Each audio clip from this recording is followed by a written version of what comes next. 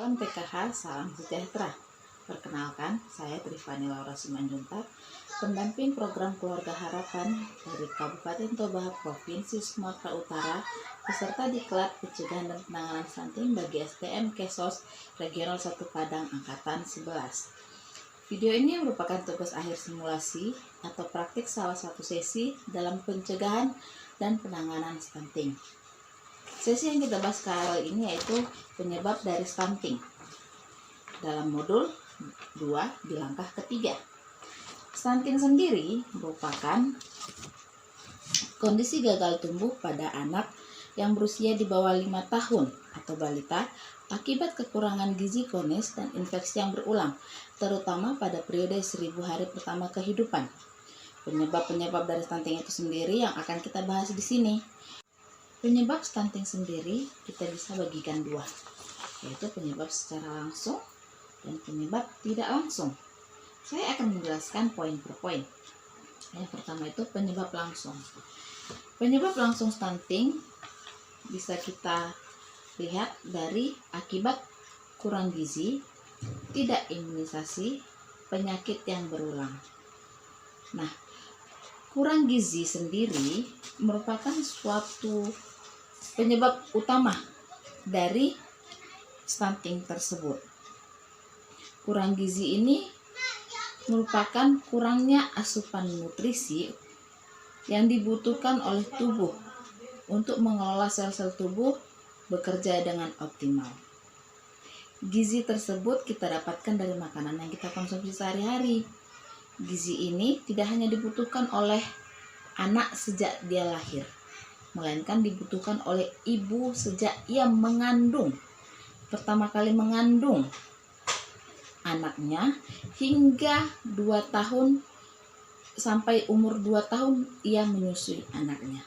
Itu mengapa jika kita hitung 1000 hari pertama kehidupan sejak terbentuknya janin hingga anak berusia 2 tahun. Kita dapat pahami itu ya. Penyebab langsung yang kedua tadi itu yakni tidak imunisasi. Saya akan jelaskan mengapa tidak imunisasi itu menjadi salah satu penyebab langsung stunting.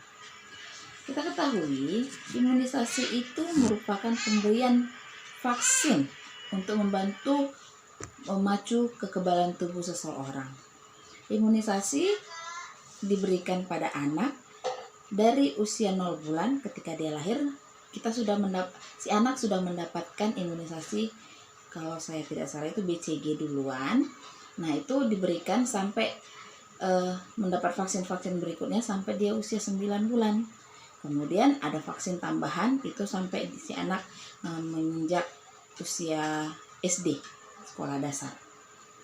Nah, imunisasi ini diperlukan untuk memacu kekebalan tubuh, imun, daya tahan tubuh seorang anak. Jika ada anak yang satu divaksin dan satu tidak, itu akan berbeda tingkat kekebalan tubuhnya. Anak yang sudah divaksin akan menjadi jarang sakit, berbeda dengan anak yang tidak divaksin. Hal ini sudah kita lihat perkembangannya di posyandu. Nah, jika anak menjadi jarang sakit, tentunya pertumbuhannya akan optimal. Berbeda dengan anak yang sedikit-sedikit sakit, karena kekebalan tubuhnya menurun. Inilah yang menyebabkan tidak imunisasi itu merupakan penyebab langsung stunting. Nah, yang ketiga, penyakit yang berulang. Berhubungan dengan tadi imunisasi, jika anak yang tidak imunisasi akan rentan sekali mendapatkan penyakit berulang. Penyakit berulang ini jika dia secara terus-menerus akan sangat-sangat mengganggu pertumbuhan dan perkembangannya. Ini semua berhubungan, menjadi satu kesatuan. Untuk mencegah stunting tersebut, hal tersebut harus dilakukan semua. Yang pertama, pemenuhan gizi, pemenuhan nutrisi bagi tubuh anak sejak ia di dalam kandungan, kemudian imunisasi, dan untuk mencegah imunisasi tersebutlah yang mencegah penyakit tidak berulang. Kita boleh pahami? Kita lanjutkan ke penyebab tidak langsung stunting. Yang pertama itu kurang stimulasi atau rangsangan, dan yang kedua itu tidak menjaga kebersihan diri dan lingkungan. Saya akan mulai dari yang pertama, kurang stimulasi dan rangsangan. Rangsangan sendiri merupakan proses memacu perkembangan otak yang diberikan dari luar. Rangsangan sendiri atau stimulasi bisa diberikan oleh ibu ketika anak ada di dalam kandungan. Caranya bagaimana? Bisa kita lihat di keseharian kita. Kita bisa membantu si anak bertumbuh sel-sel otaknya ketika di dalam kandungan. Dengan cara apa? Kita ajak berbicara, kita menyentuh dengan menyentuh perut, mengelus-elus perut. Kemudian ada tahapan di mana kita bisa memancing dia melalui cahaya. Nah, ini merupakan stimulasi sejak di dalam kandungan. Stimulasi lainnya kita berikan ketika dia lahir.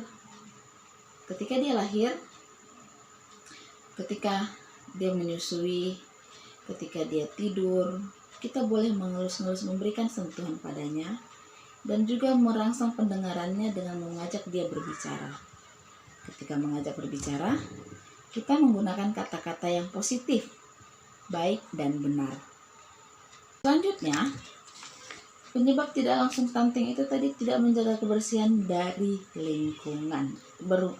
Tidak menjaga kebersihan diri dan lingkungan. Tidak menjaga kebersihan diri dan lingkungan berhubungan dengan penyebab tidak langsung stunting itu di mana? Ya, jika tidak menjaga kebersihan diri dan lingkungan tentu akan menjadi kotor.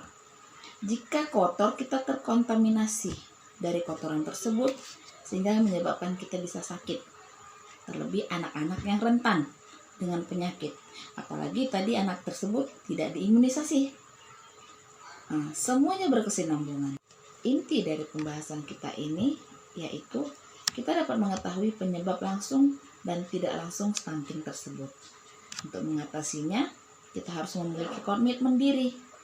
Untuk yang pertama, menjaga kecukupan asupan makanan yang bergizi, pemantauan pertumbuhan anak dan perawatannya, pemeriksaan kesehatan dan terutama ketika hamil, memberikan imunisasi lengkap pada anak sejak ia lahir. Kemudian, untuk mengatasi penyebab tidak langsung tadi, kita memberikan komitmen pada diri kita untuk memberikan stimulasi pada anak sejak ia lahir, sejak ia dalam kandungan, sampai ia lahir dan bertumbuh sampai umur 6 tahun. Kemudian peningkatan kualitas pelayanan gizi dan kesehatan dengan mengunjungi pos-pos kesehatan, fasilitas kesehatan. Kemudian menjaga lingkungan, menjaga kebersihan lingkungan. Sekian penjelasan saya mengenai penyebab langsung dan tidak langsung dari stunting. Kiranya dapat kita pahami dan kita bisa mempraktekkannya dalam kehidupan kita sehari-hari untuk mencegah stunting di keluarga kita maupun di lingkungan sekitar kita. Akhir kata saya ucapkan terima kasih. Kemensos Tanoto Stunting No.